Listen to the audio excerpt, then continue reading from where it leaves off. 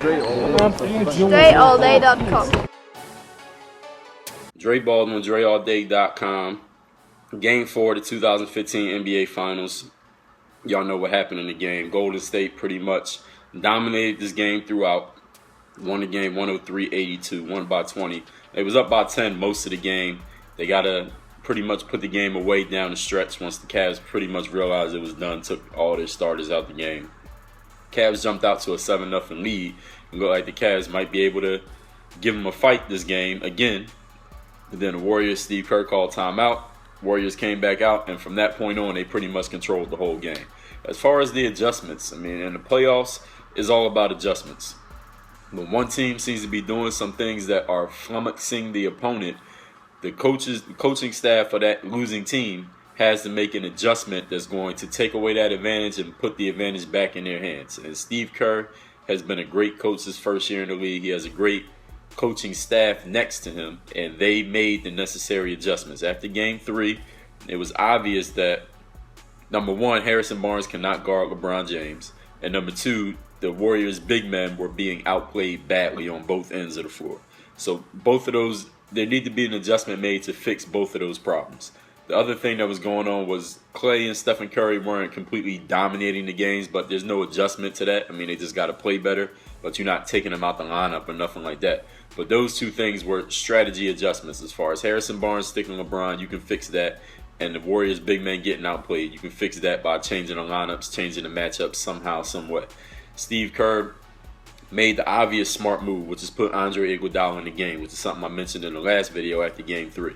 Iguodala needs to be on the court every minute LeBron James is on the court. And every time LeBron gets the ball, Andre Iguodala needs to be the guy in between him and the basket. I'm not saying Iguodala can stop LeBron, because nobody can actually stop LeBron James. I heard Mark Jackson mention, he used a great phrase. He said, game plan discipline. So when you guarding a guy like LeBron James, or even a Stephen Curry, a James Harden, or Kevin Durant, any of these great scoring guys, there's no one person who can shut those guys down. There's very few. If there's any, there are very few of them. What you have to do is have a game plan for how you're going to defend them. So when this guy gets the ball, we want to send him this way. We want to send him towards this help. And then we're going to rotate this way. And this guy's going to rotate that way. We want to funnel the ball to this guy in this spot, or these guys in these spots. That's game plan discipline. Andre Iguodala played it perfectly. So again, it's not that he's shutting LeBron down by himself, because he has help. LeBron drives on Iguodala to the right. This guy steps up. They rotate this way. LeBron does this. They do that. LeBron shoots a jump shot. They do that. So they have a whole game plan to slow down LeBron James. And what they started doing, from what I saw in game 4, was they started trapping LeBron, force the ball in the hands of the other guys, and see who else can make shots. Make somebody other than LeBron James beat us. Now, if we go back to the Atlanta series, when Kyrie Irving missed a couple games, there was a game in Atlanta. I think it was because the Hawks had home court. So I think it was game 2 when Kyrie wasn't playing, and the Hawks kind of did the same thing. They were playing LeBron, but they were sending help. They were sending help on that high screen and roll that LeBron James did, or when LeBron went one-on-one, they would send help. LeBron was finding his open teammates, and his open teammates were making shots. What happened in game 4 of the 2015 NBA Finals? Nobody was making shots. If we go look at the stats, I got the stats here in front of me. LeBron was 7 for 22. He had to force a lot of shots that he obviously wasn't making. Only 5 for 10 from the free throw line. LeBron's about a 75% free throw shooter, which I think he could be up to 85%, but 75%. He shot 50% in this game. He still put up a great stat line. 12 rebounds, 8 assists. If you don't look at that, the shooting percentage. Only 2 turnovers, 5 fouls, but he was a minus 15. So he didn't have the impact this game, because when you got one guy trying to go 1-on-5, which he had to do a lot, and it felt like he was going 1-on-5 the whole game because none of his teammates were stepping up and making shots. If we look at the stats of the bench was just completely terrible for the Cleveland Cavaliers. James Jones 0 for 3. Kendrick Perkins got in the game. That we're not even counting his stats. J.R. Smith was 2 for 12. Those are the 2 guys who actually played off the bench for the Cavs. Everybody else was garbage time. So when your 2 guys off the bench shoot a combined 2 for 15, J.R. Smith 0 for 8 from three-point land, 4 fouls. He was a minus 27 in 28 minutes. So J.R. Smith was a complete minus, terrible New York Knicks style game for J.R. Smith. The Cavaliers will lose this series if J.R. Smith plays like that 2 more times. That'll be it for them. James Jones, 0 for 3 from the floor. He didn't make his 1 3-point attempt. James Jones doesn't have that much offensive ability, but he can spread the floor by making those 3-point shots. He wasn't a factor in his time on the court. He had 3 rebounds, a block. That's pretty much all he did. As far as the starters, Dellavedova, 3 for 14 from the floor. Iman Shumpert, 2 for 9. Tristan Thompson actually probably had the best. Tristan Thompson and Mozgov actually played good. Thompson had 12 points, another 13 rebounds. Mozgov with 10 rebounds and 28 points. The bigs played well because the Cavs, when the Warriors went small, they inserted Iguodala into the starting lineup, which is what they needed to do. When the Warriors went small, all the Cavs did was start posting up Mozgov and Tristan Thompson, so they both had good games. The problem with the Cavs posting up Mozgov and Tristan Thompson is this. Now LeBron James don't have the ball. I'd rather LeBron James have the ball against whoever's guarding him than me running post-up plays for Timofey Mozgov and Tristan Thompson. Yeah, their stats look great, but you lost by 21 points. So I'd rather put the ball in LeBron James's hand, run a screen and roll with those guys, or a screen and roll with LeBron and whoever is going to put them in a good space. Because what the Cavs need to do is get Iguodala off of LeBron James, because that will give LeBron space to do his thing. Iguodala is the best defender the Warriors have of LeBron.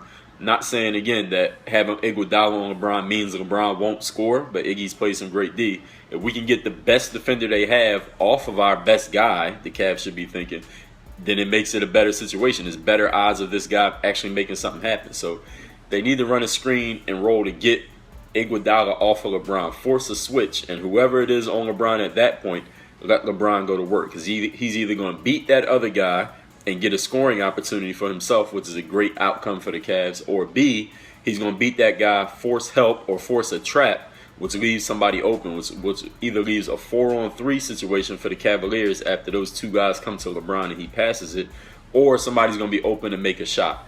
And I don't think the Cavs are going to keep missing shots like that. Their 3-point shooters were absolutely terrible this game. 4 for 27 from 3-point land. So if the Cavs were just close to what the Warriors were 12 for 30 from deep, which is 40% from the field, then you see the outcome of that game. So even though the Warriors won by 20, it was pretty much a 10-point game the entire time through. So if we play this game out again, the Cavs actually make some shots, then I think they can win this. As far as on the Golden State side, Harrison Barnes had a better game. He scored 14 points, grabbed 8 rebounds. He made a few shots early, so his confidence was back up. So I have to commend Steve Kerr, because I was actually saying Harrison Barnes needed to get benched after his last game. But Steve Kerr kept him in there. Probably is going to help his confidence in the long run, not only for the finals, but in future seasons to come with the Warriors. He redeemed himself in Game 4 and actually contributed. Draymond Green had a good game. Again, 7 rebounds, 6 assists, 17 points. That's a Draymond Green type game. He's not going to score a ton of points, but he fills the stat sheet and he makes big plays. He plays hard, and he's kind of like the Rock. He's one of the heart and soul players of the team, the Rock of the team, as far as like emotionally bringing it for everybody else, bringing that toughness factor. Steph Curry, 4 for 7 from deep. Iguodala was 4 for 9 from deep. Klay Thompson only had 9 points. He was actually kind of quiet this game, but Iguodala kind of stepped up and did Klay Thompson things. He hit 4 3-pointers. Iggy kept getting matched up with guys who were bigger. He kept getting matched up with these big guys like Tristan Thompson and Mozgov. All he did was take his time shooting his 3-pointers, and he was making them. Making big plays, 8 rebounds, no assists, but he scored 22 points. And Iguodala, this is his first start all season after all these games. This guy's a former All-Star. He's been the #1 option on a few teams he's played on. Now he's being asked to come off the bench. And what they were saying during the game is that he finally accepted that role, and you see how he's actually produced by doing that. As far as anybody else for the Warriors, David Lee didn't do much this game. 15 minutes, 3 for 7 from the floor. He had 5 rebounds, 3 assists. I mean, it's not bad, but he wasn't like the huge factor. A lot of people, including myself, thought he would be the factor in this game, but it was actually Iguodala, because putting Iguodala in there gives the Warriors more spacing. Because if you got Iggy, Harrison, Draymond, Steph Curry, and Klay, that's 5 guys who can all make 3-pointers. And then if you look at the Cavs and you got Mozgov and Tristan out there, neither one of them can guard a guy who can make 3-pointers. Well, Tristan can kind of, but he's not going to be able to guard them that close to challenge the shot and be able to keep them from getting all the way to the rim off of the bounce. So the Cavaliers are going to have to make an adjustment now. So it's a game of adjustments. And when you face the same team over and over and over again, you pretty much know what they can do They know what you can do. It's just a matter of, number one, execution of your best players, and number two, the adjustments you make with everybody else. Because there are some players who you're not going to move. Stephen Curry and Klay Thompson not coming out the lineup. Draymond Green is not coming out of the lineup no matter what. Now, with those other two starting spots, Harrison Barnes, Iguodala, Bogut, you think of a David Lee, a Sean Livingston, those guys, you can move them around and see who fits where for the certain matchup that's going to give us the best strategic advantage. Like the Cavs, LeBron James ain't going nowhere. Everybody else on that team, they can move them around and figure out what works, what doesn't work. So, looking at Game 4, now the series is tied 2-2. As I said last game, it wasn't anything for the Cavs fans to get too excited about because one game is a whole new series. And the Warriors, the same thing. Don't get down because only one win would make this a whole new series. So now we could throw the first 4 games out of the window as far as the numbers go, as far as the how many games everybody's won, because now it's a 3-game series. We go into Game 5. Whoever wins 2 games first wins this series. Good news for Warriors fans that 2 of those games are in Golden State, the next game, and a potentially deciding Game 7, which would be next Friday. The bad news for Warriors fans is LeBron James still plays for the Cleveland Cavaliers, and he is still the best player in the world. He didn't have the best game in the world in Game 4, but he is still the best player. David Blatt's going to have to make some adjustments as far as next game. What do I think those adjustments can be is tough. Looking at the Cavs roster, they really don't have much to work with. So it's amazing that they even have done this much, this well to this point. 1-2 is 2-2 in the finals with the deepest team in the NBA who had the best record in the league at home and on the road and the best defense in the league. With this roster that LeBron's playing with, there's not many adjustments they can make because Mozgov and Tristan have played very well for the Cavs. Keeping them in the lineup leaves the Warriors to spread the floor, and Harrison Barnes and Iguodala are going to get a whole bunch of wide open 3-pointers. Draymond Green as well, that they're just either going to make or they're going to miss. But it's not going to be the Cavs defenders, and Mozgov and Tristan are going to stop them from making it. As far as the Cavs go, I don't think they're going to take either of those guys out of the lineup. That wouldn't be good because if they were to do that, that means they're kind of playing, they're adjusting to the pace that the Warriors set. And you don't want to have the other team dictate what you do. So the Cavs actually need to keep what they're doing. They can play the exact same way they played the last game. They actually have to make shots. Iman Shumpert has to make shots. J.R. Smith has to make shots. And Dellavedova has to make shots. If those 3 guys make shots, the Cavaliers could have actually won this game last night. And they can win the game on Sunday if those 3 guys make shots. They have to play the exact same way. Keep LeBron from having to force up shots because he's going to find the open guy. The ball will find the open man. You don't make it to the finals with a team where the ball doesn't find the open man. It happened last night. They just missed shots.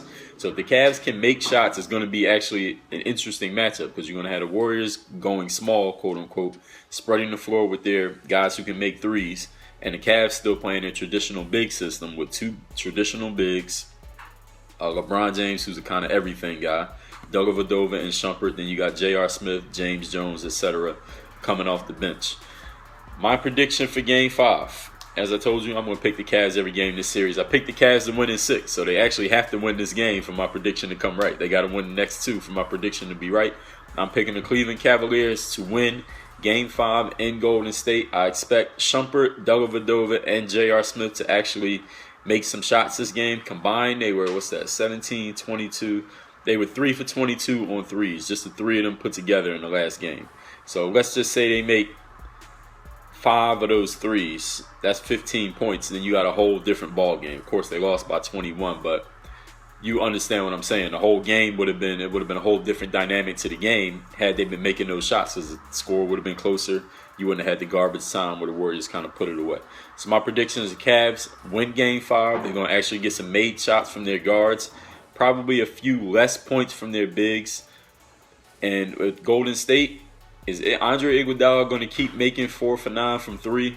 Is Harrison Barnes going to actually have a pulse in Game 5 like he did in Game 4? We don't know, because Harrison Barnes has not proven to do that every game. Andre Iguodala has not proven to be that good of a 3-point shooter every game. He's actually been one of the least efficient 3-point shooters in the league, actually, if you look up the stats from certain spots. But he played good that game, and in this series, you only need 1 or 2 good games to turn the series and win a championship. So I don't think they're going to shoot that well again. I don't think the Cavs will shoot that bad again, but we'll see. That's why they play the game. That's my prediction for Game 5. Let me know what you think in the comments. Work on your game. DreAllDay.com. Checking out this video. Make sure you follow all my top content up here. Follow me on all your favorite social networks right over here. And make sure you are subscribed to catch all the new content I put on this channel every single day.